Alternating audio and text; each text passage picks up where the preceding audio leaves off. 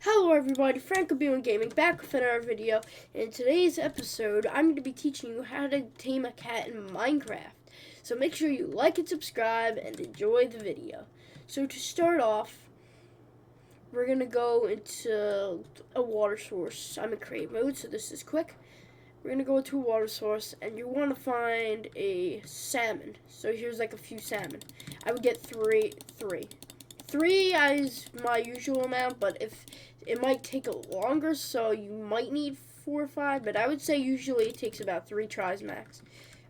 Well, at least from my experiences. And alright, now that we got the salmon, now we're gonna find a cat like this one. And first try it happened, but last time when I was trying to make this video again and I forgot to say something and I ended the video, well then it took me 3 tries, but since it only took me 1 try, you basically just do that. That's how you take. So I hope you guys enjoyed this Minecraft video.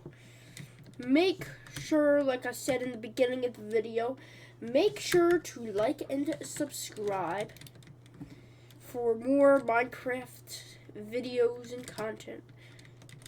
And I'll see you guys in the next video.